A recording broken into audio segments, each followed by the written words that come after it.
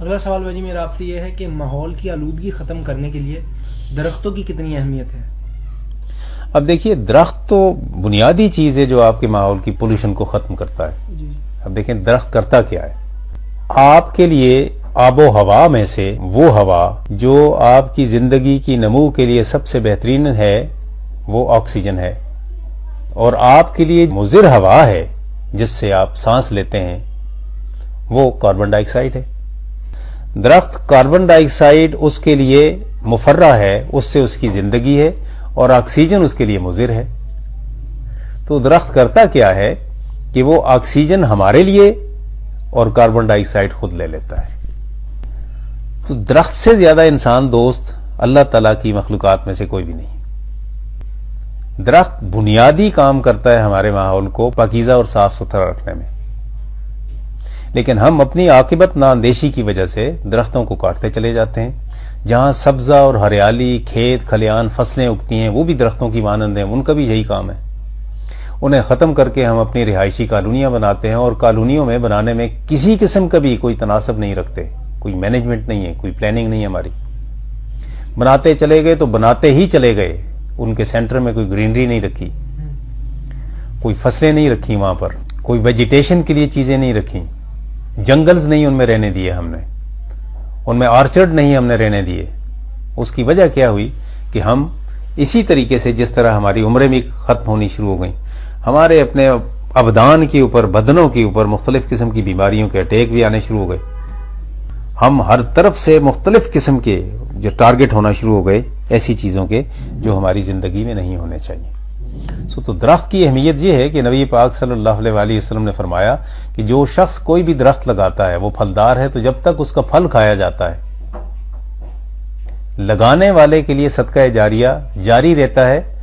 اب اس درخت کا پھل کھانے اور صدقہ جاریہ سے مفہوم صرف یہی نہیں ہے کہ ایک درخت اس نے لگایا، اس درخت کی عمر زیادہ سے زیادہ 60 سال، 70 سال، 100 سال، اس کے بعد تو کٹ گیا.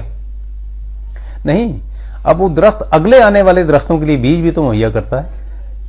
وہ بیج در بیج جب تک اس کی فصل آگے کاشت ہوتی رہے گی قیامت تک، تو وہ لگانے والا جس شخص نے اپنی زندگی میں لگایا، دیگر ہر اس شخص کے لیے جس نے پھر بیج لگایا، پھر پودا لگایا، پھر درخت لگایا، ان کو تو ملنا ہی ملنا ہے. اس کے ساتھ ساتھ یہ شخص جس کے درخت کا بیج آگے دیگر درختوں کی صورتحال میں تبدیل ہوتا چلا جاتا ہے، اسے بھی اس کا ثواب قیامت تک ملتا رہے گا. اسے صدقہ جاریہ کہا. یہ ہے درخت کی اہمیت نبی محترم صلی اللہ علیہ وسلم کی ذات اقدس کی نگاہ دوربین میں. اور پھر یہ بھی فرمایا کہ دیکھیں جب آپ جنگ کرنے کے لیے جائیں تو درختوں کو مت کاٹیں، وہ پھلدار ہو یا غیر پھلدار ہو. اور پھر نبی پاک صلی اللہ علیہ وسلم کا ایک بار قبرستان میں سے گزر رہے تھے، وہاں کھڑے ہوئے اور آپ صلی اللہ علیہ وسلم نے خبر دی اپنے ساتھیوں کو کہ یہ اور یہ دونوں قبروں والوں کے اوپر عذاب ہو رہا ہے. ان میں سے ایک وہ ہے کہ جو اپنی پاکیزگی اور طہارت کا خیال نہیں کیا کرتا تھا، جب پیشاب کرتا تھا تو اس کے چھینٹوں سے بچا نہیں کرتا تھا، وہ چھینٹے اس کے اوپر آ جایا کرتے تھے. تو فرمایا اس کی وجہ سے اسے عذاب ہو رہا ہے. پھر آپ صلی اللہ علیہ وسلم نے 2 ٹہنیاں لی درخت سے آپ صلی اللہ علیہ وسلم نے، اور دونوں قبروں کے اوپر رکھ کر فرمایا کہ جب تک یہ ہری بھری ہیں اس وقت تک ان کے عذاب میں تخفیف ہوگی، ان کمی ہوگی. اب یہ ہے اہمیت اس سبزے کی، اس ہریالی کی، کہ جب تک سبزہ موجود ہے وہ کیا کرتا ہے؟